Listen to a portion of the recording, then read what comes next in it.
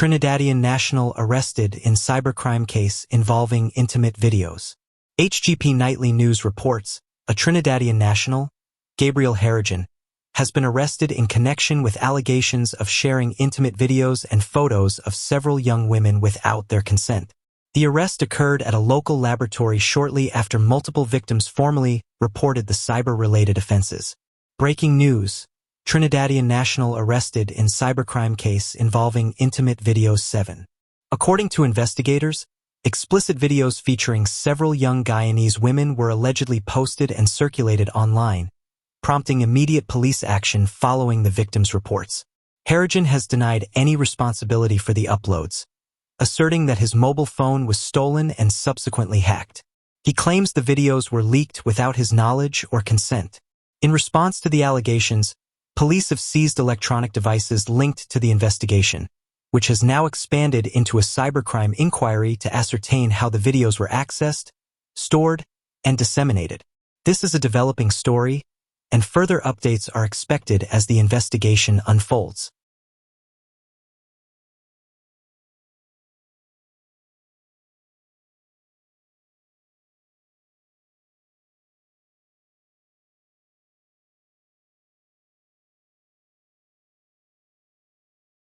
Tragic collision claims life of minibus tout Kendall Lewis. A tragic accident over the weekend has resulted in the death of Kendall Lewis, a minibus tout from Anns Grove, following a collision between his electric bicycle and a motor vehicle. Eyewitness accounts and social media reports indicate that the incident occurred near the Anns Grove Bridge shortly after nightfall on Saturday night. Tragic collision claims life of minibus tout Kendall Lewis 7. As of Sunday evening, the Guyana Police Force, GPF, had not issued an official statement regarding the incident, and attempts to reach the divisional commander for further details were unsuccessful. An eyewitness, who captured a video and shared his observations on Facebook, recounted his experience while driving in the area. He reported seeing Lewis riding his electric bicycle and swerving across the road. The cautious driver honked his horn in an attempt to alert Lewis to keep closer to the roadside, as the bicycle appeared to be moving toward the center of the road. After passing Lewis, the eyewitness continued towards the bridge and stopped to turn onto a side road. According to his account, a black Toyota Allion approached from the opposite direction at a high speed. As he waited for the vehicle to pass, Lewis rode behind his parked car. The eyewitness believes that neither Lewis nor the car driver saw each other until the moment of impact. "We just heard a loud bang," he stated, noting that when he arrived at the scene, Lewis was lying in the road, bleeding from the back of his head. The witness highlighted that the area was dark and poorly lit, suggesting this may have contributed to the crash. Contrary to some claims circulating online, he mentioned that the driver of the car did not flee the scene but remained present until family members of Lewis arrived. Emergency services transported Lewis to the hospital, where he later succumbed to his injuries. As investigations are ongoing, police have yet to provide a formal account of the incident or confirm the details of how the collision occurred.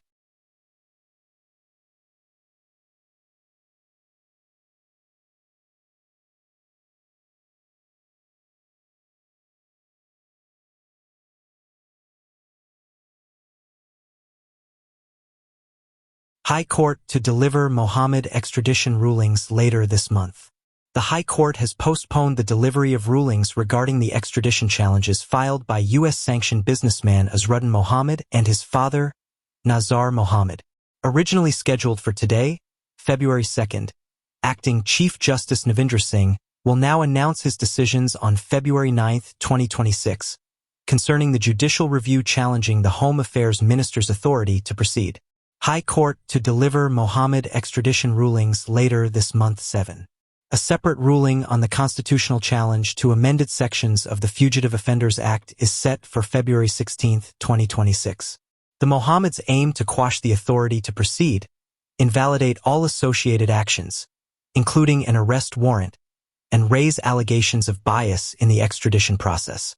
The state has opposed the applications, asserting that extradition is a government-to-government process governed by statute and should not be hindered by parallel legal proceedings.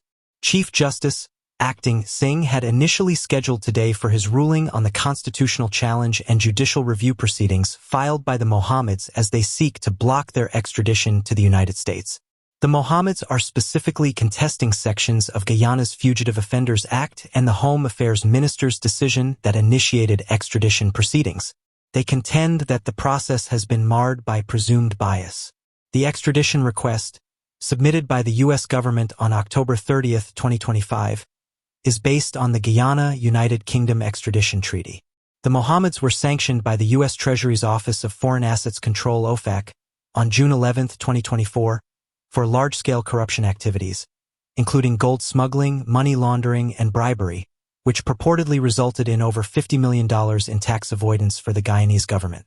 Additionally, they face indictment from a grand jury in the U.S. District Court for the Southern District of Florida, facing 11 criminal charges including wire fraud, mail fraud, and money laundering related to the export of gold by their company, Mohammeds Enterprises. Conviction could carry severe penalties, including a maximum sentence of 20 years and fines of up to $250,000, with money laundering charges potentially resulting in fines of $500,000 or the value of the laundered property. Meanwhile, substantive extradition proceedings before Magistrate Judy Latchman are scheduled to continue on February 5th and 6th at the Georgetown Magistrates Courts.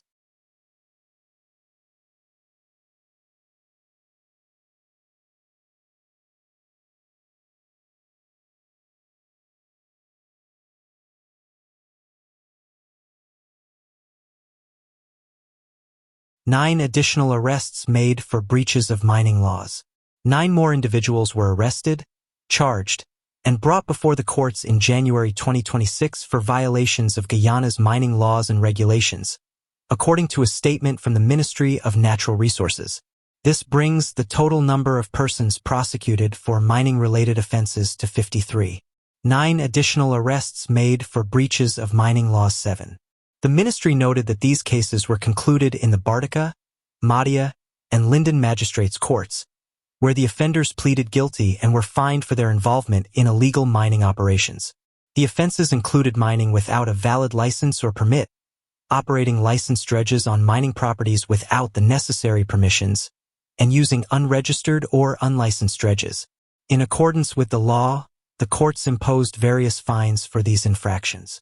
These latest convictions join the 44 individuals previously arrested and charged as part of the ministry's intensified campaign against illegal mining operations.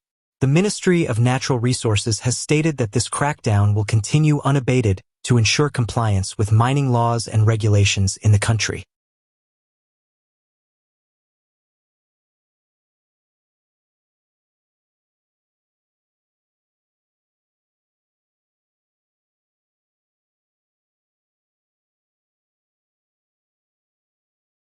Gold miner charged with murder of Emmanuel Williams. Travis Brewster, known as Turpin, a 34-year-old gold miner from Victory Valley, Vismar, Linden, has been charged in connection with the alleged murder of Emmanuel Williams, also known as Chiney. Williams died on January 23, 2026, at 14 Mile, Isano Landing, Middle Mazaruni. Gold miner charged with murder of Emmanuel Williams 7. Brewster, who was employed as a miner in Bartica, appeared via Zoom before Magistrate Tariq Mohammed at the Bartica Magistrates Court on January 30, 2026. The murder charge was read to him, but he was not required to plead, as it is an indictable offense. He was remanded to prison and is scheduled to appear in court again on February 27, 2026. Additionally, Brewster was previously wanted for the murder of Ron Clark in Linden on July 17, 2025. He was arrested by police a few days ago as part of the ongoing investigation into both murder cases.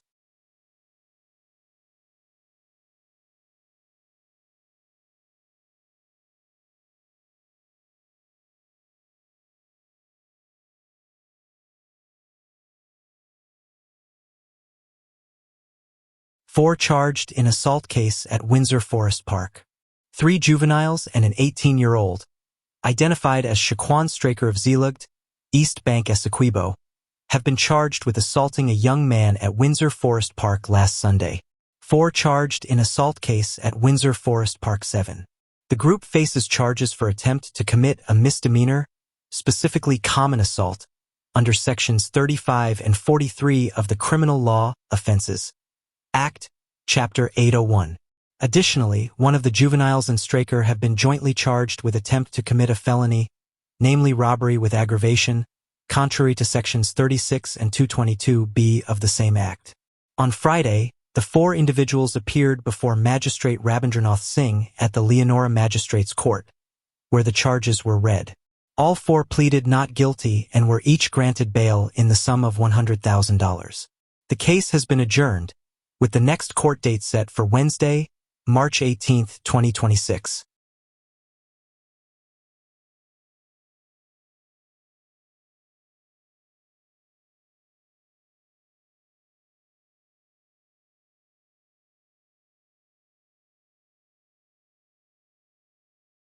Minister of Housing warns against reselling government-allocated homes. Minister of Housing Colin Kroll has issued a stern warning to beneficiaries of the government's housing program, emphasizing that state-allocated homes cannot be resold for at least the first 10 years of ownership.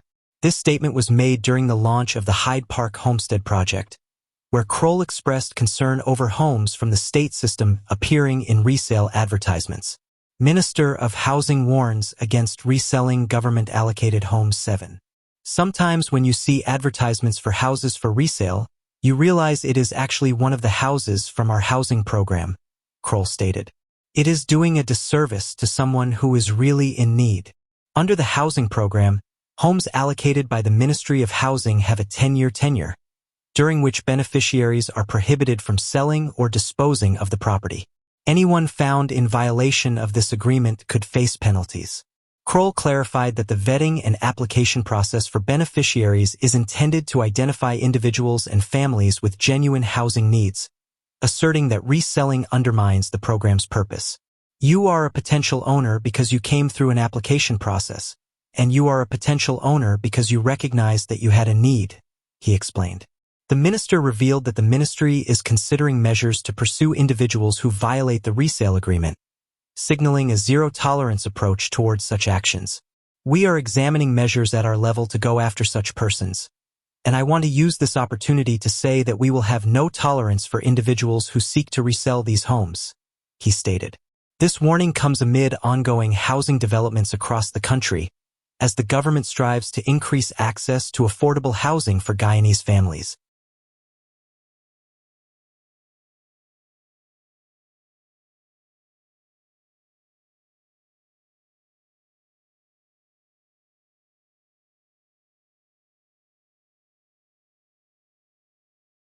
Elections commissioners agree to meet opposition leader, but not on status.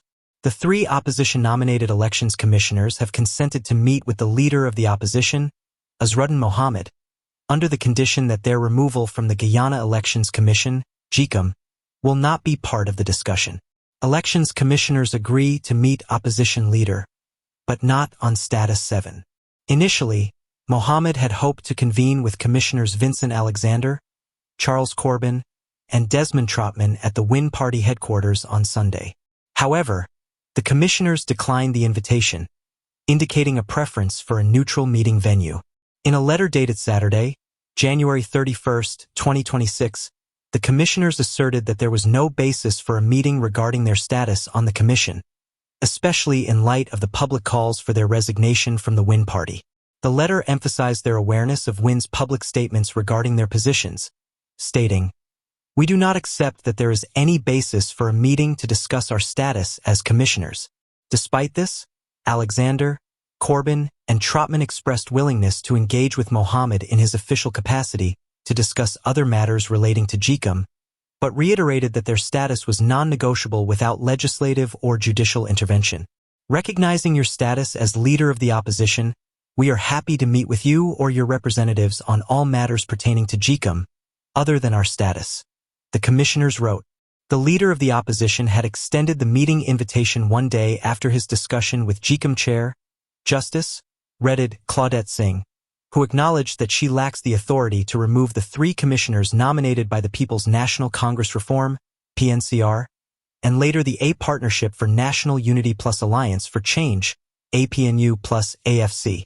It has been noted that at least one of the current opposition-nominated commissioners suggested that if they are to resign, the chairman should also step down, as the same nomination process that applied to them also applied to her. The ongoing discussions and disagreements over the status of the elections commissioners reflect the heightened political tensions surrounding the electoral process in Guyana, with the opposition pushing for changes within the commission amidst claims of inadequate representation.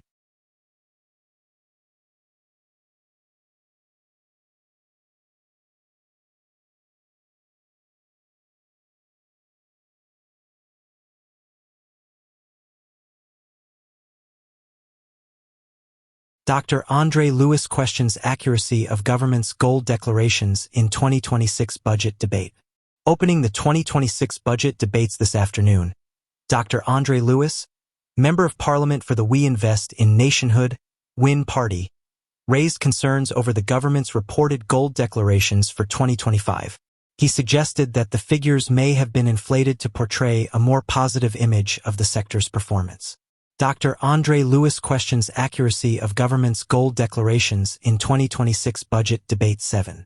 In his budget presentation last Monday, Finance Minister Dr. Ashni Singh announced an 11.6% expansion in the gold mining industry, with total gold declarations reaching 484,321 ounces in the preceding year. However, Dr. Lewis contested this claim, asserting that a significant amount of Guyana's gold is being smuggled, casting doubt on whether the official numbers truly reflect the industry's state. Mr. Speaker, we are aware that there is a common practice by the government of the day to inflate numbers. In fact, we hear reports from miners and dealers that they are being asked to inflate their declarations, which raises questions about the accuracy of the 2025 gold declarations. Lewis stated. He highlighted that the current foreign exchange challenges faced by the country are indicative of the gold sector's struggles and called for enhanced measures to ensure the industry's sustainability. If this gold is secured and the revenue is properly managed, we would see a drastic reduction in the cost of living for Guyanese. It would provide immense relief to all Guyanese, he explained. Dr. Lewis urged the government to implement immediate and improved border protections, emphasizing the need to safeguard local resources and protect indigenous communities. We cannot allow our gold to build other nations and individuals while people suffer right here in Guyana, he added. He also indicated that if the reported 484,000 ounces of gold were indeed declared last year, small and medium-scale miners accounted for over 75% of that total, while large foreign mining companies reported less. He described these small miners as the lifeblood of our interior, lamenting that they are being undermined by illegal operations. Mr. Speaker, the Zijin Company, a Chinese-owned enterprise, continues to exploit Guyana's wealth while underpaying local workers who endure terrible working conditions, causing excessive land damage, deforestation, and pollution, Dr. Lewis asserted. He concluded his remarks by urging the government to explore methods of stabilizing the foreign currency market, calling attention to the overall economic necessity of safeguarding Guyana's gold sector for the benefit of all citizens.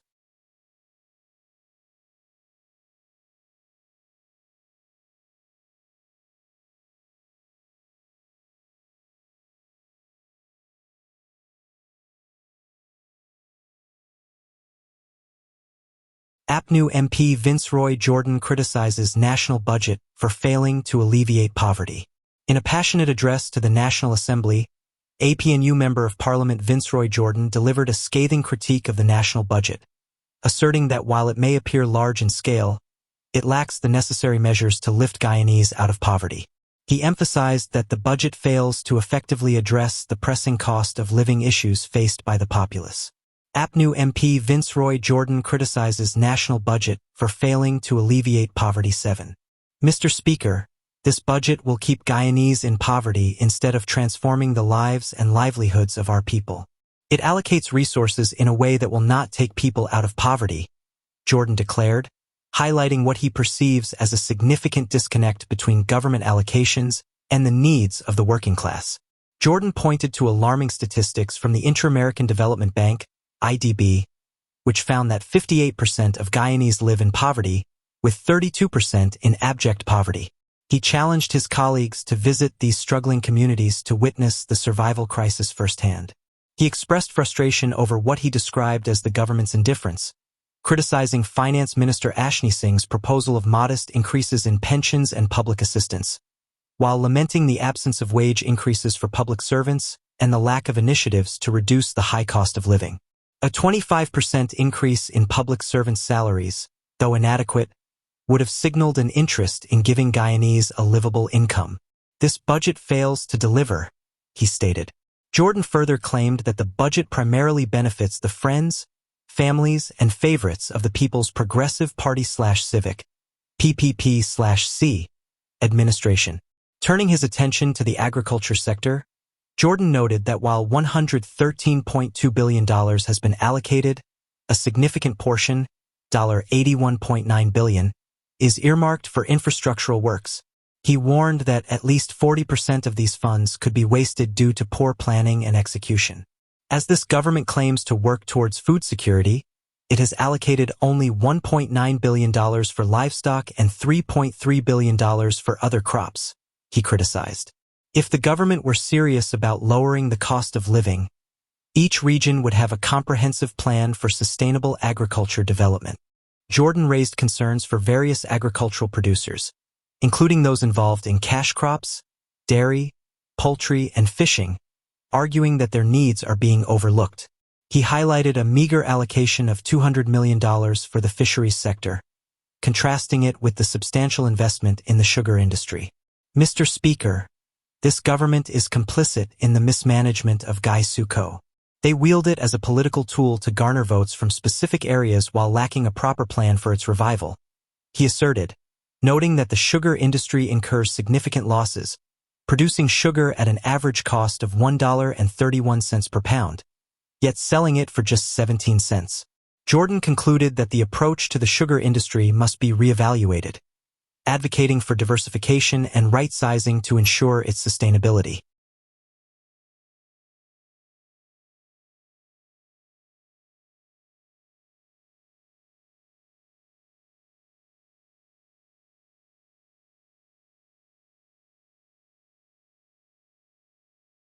Fire chief urges motorists to yield to emergency vehicles to save lives. Fire Chief Gregory Wickham has highlighted a critical issue facing the Guyana Fire Service: motorists' failure to yield to fire trucks and ambulances. This negligence often results in delays that could jeopardize lives during emergency situations. Fire chief urges motorists to yield to emergency vehicles to save lives. 7. In an interview with the newsroom, Chief Wickham explained that many drivers do not obey laws requiring them to pull to the side of the road upon hearing the sound of sirens from emergency vehicles. That is something that we have been working on, he stated, noting ongoing efforts to collaborate with the Commissioner of Police to raise awareness and improve driver compliance. Ignoring the right-of-way for emergency vehicles, including those from the fire service, police, and ambulance services, poses significant risks. Wickham emphasized the urgency of this issue, stating, "We want road users to be much more aware and obedient, ensuring that when they hear the sound of the siren, firefighters going to render assistance are given way." The chief highlighted that this responsibility extends to ambulances, as the fire service manages the ambulance service as well. He reiterated that response times are affected by both the timing of calls and the distance from fire stations. To address this, more fire stations are being constructed to enhance response times significantly. Wickham urged all road users to understand the crucial role they play, stressing that every second counts in emergency situations. He referenced the Road Traffic Guyana Fire Service order, which mandates that drivers pull over and stop as close to the left side of the road as possible when an emergency vehicle approaches. This rule is especially vital at night, where drivers should dim their headlights until the emergency vehicle has passed. On dual carriageways, the law clearly states that vehicles must stop on both sides of the road and remain stationary until the emergency vehicle has completely cleared the area. Moreover, following or trailing an emergency vehicle after it has passed is prohibited, as it not only violates traffic regulations but also risks impeding emergency operations. Chief Wickham's call for cooperation underscores the importance of public awareness and adherence to traffic laws, aiming to ensure swift access for emergency services to those in need.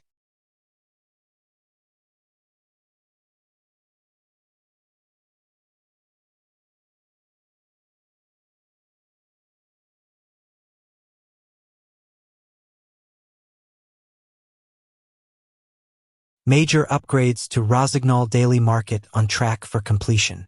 Significant upgrades to the Rossignol Daily Market are advancing smoothly and are set for completion within 3 months, as confirmed by Regional Chairman Ricardo Phillips. Major upgrades to Rossignol Daily Market on track for completion 7. The enhancement project includes the construction of new washroom facilities aimed at improving sanitation and overall comfort for both vendors and patrons. Phillips characterized the initiative as a significant investment by the government of Guyana, focused on improving working conditions and enhancing the livelihoods of market vendors. These are meaningful investments by the government to enhance and improve the livelihoods of vendors, he stated. To enable the construction work, vendors were requested to vacate their stalls by January 7th and are currently operating along Stelling Road adjacent to the Rossignol Market. Business continues as usual from Monday to Friday during the construction period, allowing vendors to maintain their income while upgrades are underway. The project is being managed by the Ministry of Local Government and Regional Development, with a dedicated effort to enhance the overall market experience for both vendors and customers. A contract for the renovations has already been signed, reflecting the government's commitment to the upgrade. Addressing concerns from vendors about limited visible activity on site, Phillips assured that early-stage work has commenced. You wouldn't see much work on site right now. An excavator was mobilized, and preliminary land clearing works were executed. The majority of the work is being done off-site because it's a steel frame. Once completed, it will be transported and assembled on-site, he explained. Phillips reassured vendors that the project is on course, emphasizing that the upgraded market will offer a cleaner, safer, and more modern space, ultimately enhancing business opportunities and improving the daily experience for everyone who uses the facility.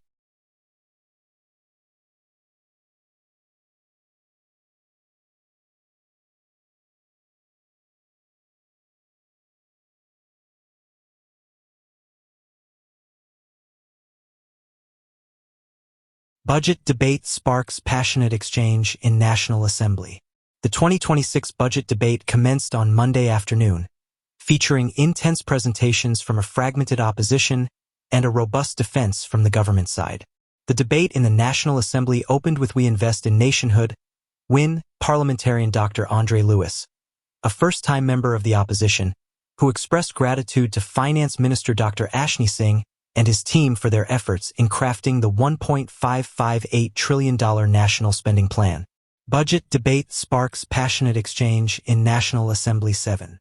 Dr. Lewis stressed the need for enhanced safeguards in the management of Guyana's oil funds. Following his remarks, APNU's Vince Roy Jordan contributed a shorter presentation. As the shadow MP for the agriculture sector in the previous parliament, Jordan criticized the government's continued financial support to the Guyana Sugar Corporation, GuySuCo, without a proper plan. His comments drew backlash from the government, which has consistently defended its investments in GuySuCo and condemned the previous administration for closing estates and harming thousands of livelihoods. The budget allocates $13.4 billion to the sugar industry, focusing on mechanization, factory upgrades, and an increased push for value-added production. The government's response came from Minister of Public Works Juan Edgehill, who vocally rejected the initial opposition presentations. He emphasized how the budget would facilitate Guyana's sustainable development, characterizing the opposition as a band of naysayers unable to recognize the benefits of targeted investments. Minister Edgehill highlighted the new Barrett-Jagdeo-Demerara River Bridge as a transformational project that alleviates daily commuting challenges for thousands. He argued that significant investments in infrastructure are essential for improving citizens' lives and addressing cost-of-living concerns. When we build airstrips, we bring down the cost of living for people in the area. When we buy more ferries, the cost of moving cargo becomes cheaper, bringing down the cost of food for people, Edgehill asserted. The budget debate is set to continue throughout the week, with more presentations anticipated from both government and opposition parliamentarians as discussions around the national spending plan unfold.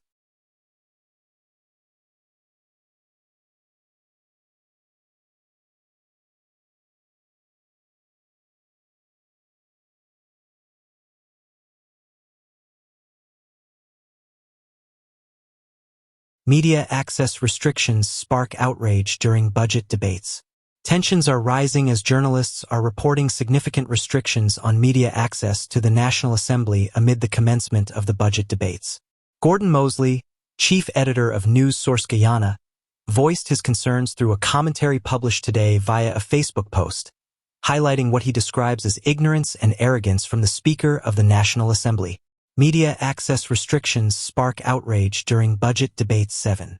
According to Mosley, journalists arriving for this afternoon's session were informed that only 5 journalists would be allowed to cover the proceedings at any given time. This measure, purportedly aimed at managing space due to numerous invitees, has raised eyebrows among media professionals who argue that it severely limits journalistic coverage. Under the new restrictions, the selected journalists must surrender identification, either a national ID card or driver's license, to gain entry to the assembly after receiving a temporary pass. Furthermore, the Speaker's office has announced that only cameras from the Department of Public Information, DPI, will be permitted inside, compelling media houses to rely on DPI footage for their reports. For electronic media, this means we will have to wait until the end of the live stream since DPI has an O system in place to provide any live feed to media teams on site, Mosley noted. The delay could force journalists to wait for extended periods before accessing video content for their newscasts. Mosley expressed bewilderment at the Speaker's actions, stating, "I don't know where the Speaker gathers his media relations advice, but something has got to be wrong for such a backward step to be taken." He emphasized that these limitations undermine press freedom and the public's right to information, characterizing the Speaker's approach as contemptuous toward the media. Having covered the National Assembly since 1999, Mosley stated he has never witnessed such restrictive measures. He called on the Speaker to reconsider this decision and urged both the government and opposition, along with the Guyana Press Association, to address these concerns immediately. This is an attack on the media, an attack on freedom of the press, and an attack on the right to information by a Speaker who ought to be upholding those rights rather than trampling on them in this cowardly way, he affirmed. The commentary has prompted discussions across media circles, with many advocating for a reevaluation of access policies to ensure that the press can fulfill its role in providing transparent and comprehensive coverage of government proceedings.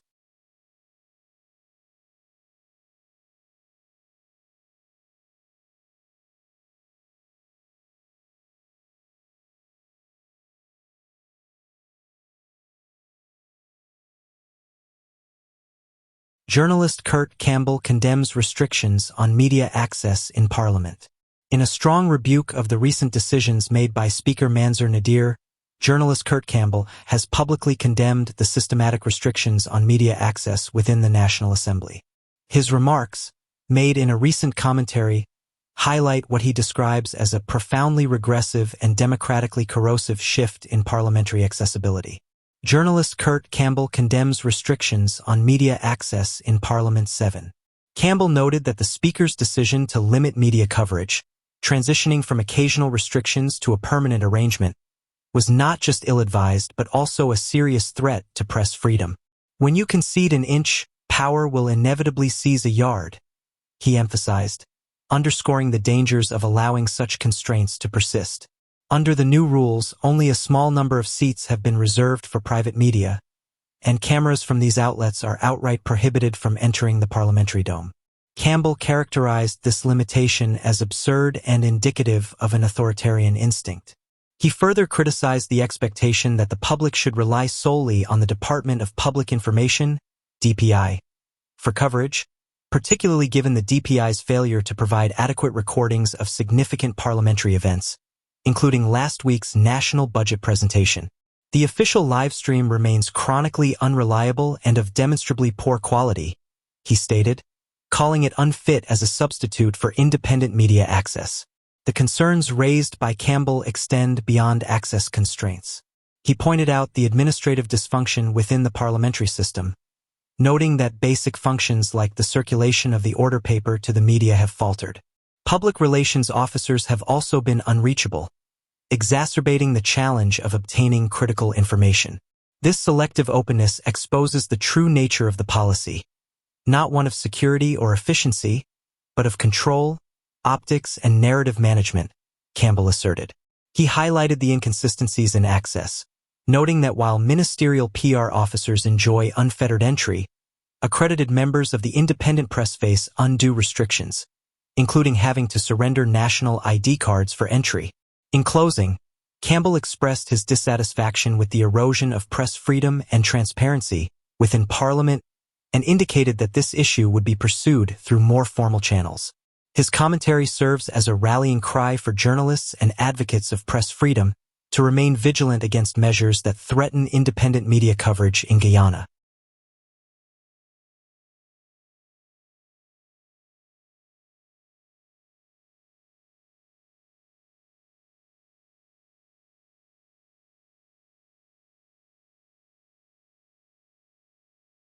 GRDB responds to allegations of misconduct at Rice Research Station.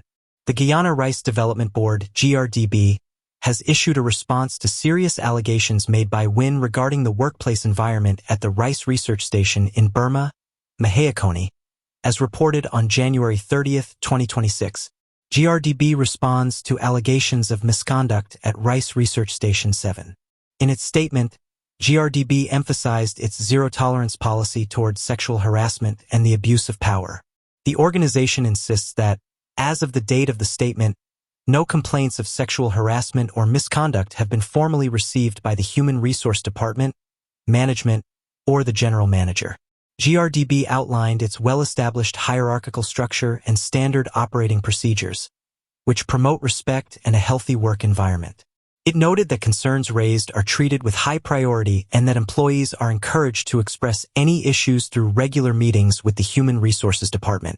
In a recent engagement on January 29, 2026, with staff from the Seed Production Department at the Burma Rice Research Facility, no allegations of misconduct, including sexual harassment, theft of ducks, or inadequate toilet facilities for security guards, were reported. Addressing the specific allegation regarding stolen ducks, GRDB explained that it operates an integrated rice duck pilot project. Unfortunately, the loss of 14 ducks was attributed to an attack by stray dogs. The organization confirmed that proceeds from the sale of mature drakes have been properly accounted for. GRDB also criticized WIN for referencing the old guard hut, which has not been used for several years. Security personnel are now situated under a shed, providing better access to farm machinery and enhanced safety, along with 24-hour access to 2 toilet facilities. Additionally, GRDB highlighted its partnership with the Mahakoni Technical Institute to offer practical training in welding, fabrication, and carpentry. This initiative has proven successful, with the board aiming to further enhance internship standards for participants. The GRDB affirmed its commitment to providing a safe and decent work environment for all employees. The organization ensures that workers have a mechanism to share grievances, which are addressed effectively. GRDB remains dedicated to improving its standards to fulfill its mandate of enhancing farmers' livelihoods and contributing to food security in Guyana.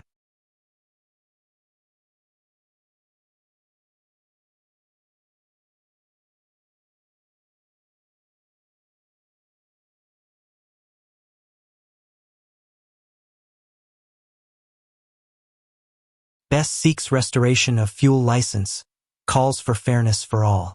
HGP Nightly News reports Dorwayne Bess, chairman of the Vigilant Political Action Committee, VPAC, is appealing to President Irfan Ali and the government of Guyana to restore his fuel import license, emphasizing the values of fairness and due process. In a letter addressed to the government, Bess argues that the appeal for investment from the Guyanese diaspora should be inclusive of everyone, including him. Bess seeks restoration of fuel license, calls for fairness for all 6. Bess's license was revoked following a change in government, which he claims effectively excluded him from the fuel industry he played a significant role in developing. He returned from the United States to invest in Guyana, establishing a fuel business that reportedly employed hundreds and comprised a substantial portion of his assets. More than 5 years later, Bess asserts he remains sidelined while new fuel licenses have been granted to others, some of whom, he notes, are politically connected individuals, including a sitting government minister now operating a gas station. He pointed out that some licensed companies have yet to commence operations. Highlighting President Ali's renewed call for diaspora engagement and investment, Best stated, that invitation must include everyone, not just the well-connected. He insists he is not asking for special treatment, but rather for equal treatment under the law. Best stresses that no court has found him guilty of any wrongdoing. You cannot lock people out of their livelihoods forever, especially when there has been no finding of guilt, he remarked, indicating that the democratic principles of Guyana should support citizens rather than punish them indefinitely without charges or convictions. He is now requesting direct intervention from the president and vice president to restore his license, enabling him to resume operations, rehire Guyanese workers, and contribute once more to the economy. Bess has also distributed copies of his appeal to various organizations, including the Georgetown Chamber of Commerce and Industry, the Guyana American Chamber of Commerce, and the Private Sector Commission, among others. At its core, Bess asserts that this issue transcends a mere license. It is fundamentally about trust, fairness, and whether Guyana's call for investment genuinely embraces all Guyanese, both at home and abroad.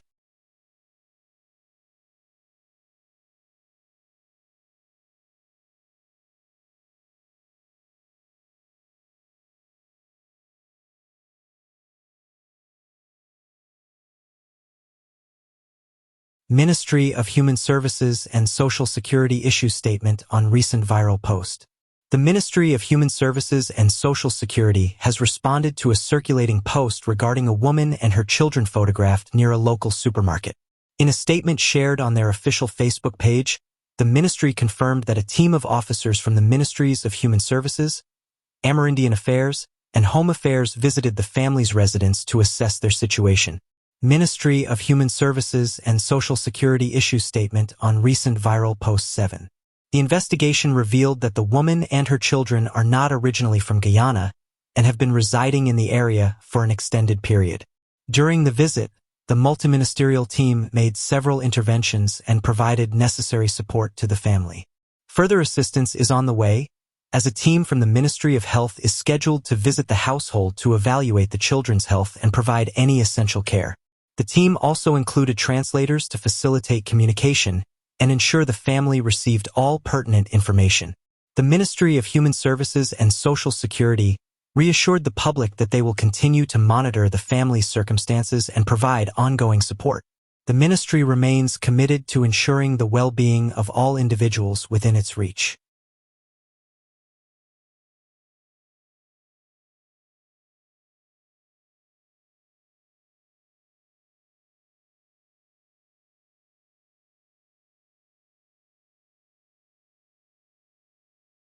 Biometric attendance system for teachers in Guyana. In a new initiative aimed at improving classroom instruction, teachers at some schools in Guyana will soon be required to clock their attendance using a biometric system. Education Minister Sonia Parag emphasized that this move is not punitive but rather seeks to ensure that students receive consistent education. Biometric attendance system for teachers in Guyana 7. The decision follows a visit Parag made to schools at the beginning of the academic term, during which she found that 12 teachers were absent, with only 3 having approved leave. It was the second week of term, and children needed to be taught.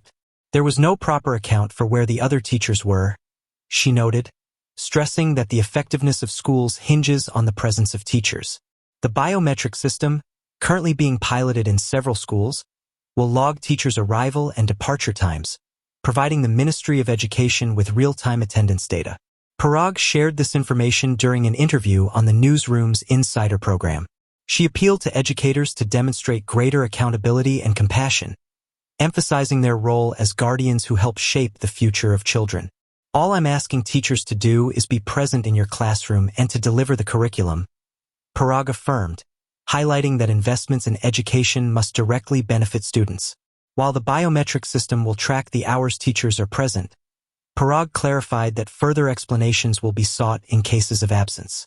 The biometrics will only tell us when you came in and when you left, she explained, adding that understanding the reasons for absence is also important. Acknowledging some unease among educators regarding the system, Parag reiterated that it should not be seen as a form of punishment. The ministry is simultaneously enhancing engagement with parent-teachers associations, PDAs, which she identified as crucial for collaborative issue resolution.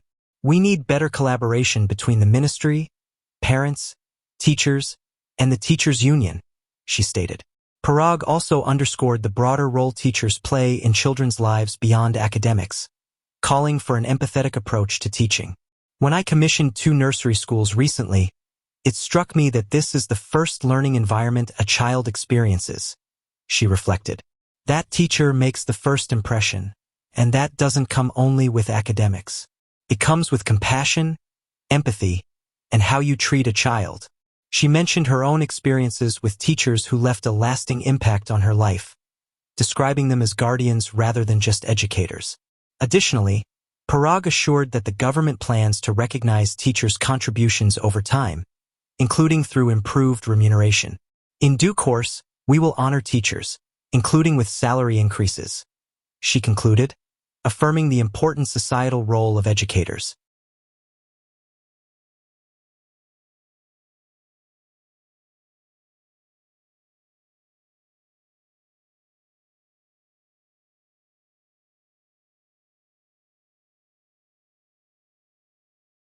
Minister Edgehill defends Budget 2026, a commitment to inclusivity and growth.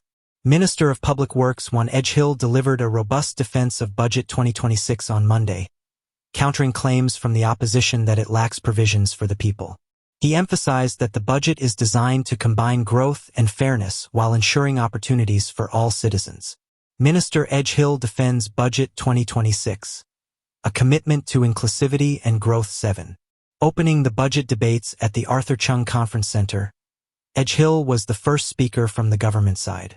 He responded directly to critiques from previous speakers, including Dr. Andre Lewis of the We Invest in Nationhood, WIN, Party, and Vinceroy Jordan of the A Partnership for National Unity, APNU. Edgehill noted that Jordan's comments echoed the opposition's long-standing assertion that the budget offers nothing beneficial for the populace. In contrast, he outlined several social measures detailed in the budget that he believes will directly impact individuals. Every family receiving a newborn will get $100,000 at the time of birth. The 206,000 children in public and private schools will receive an $85,000 cash grant. The 106,100 pensioners will see an increase in their pensions, and 25,000 individuals will benefit from public assistance, Edgehill claimed. He added that the wage bill for public servants would rise from $147 billion to $177 billion, illustrating the budget's focus on social upliftment.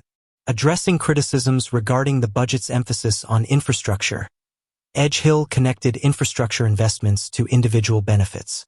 People complain that the budget is heavy on infrastructure because they fail to see how it directly aids individuals, he stated. He cited specific examples of major infrastructure projects transforming lives, such as the $260 million Barrett-Jagdeo River Bridge and improved roadways, which facilitate daily commutes for thousands. In response to Jordan's assertion that the government had appropriated the budget's theme, putting people first, from the APNU manifesto, Edgehill clarified that this concept has been part of the PPP/C's philosophy for years, recalling its use in the 1992 U.S. presidential campaign. Budget 2026, aptly themed Putting People First, embodies the One Guyana philosophy, recognizing that national progress must uplift all citizens, Edgehill emphasized, framing the budget as a social contract aimed at addressing the everyday needs of working families, small businesses, and communities. He concluded that Budget 2026 represents a transformative growth strategy that ensures every citizen can partake in the country's successes, labeling it a people-oriented, pro-poor, service-oriented, development-focused budget.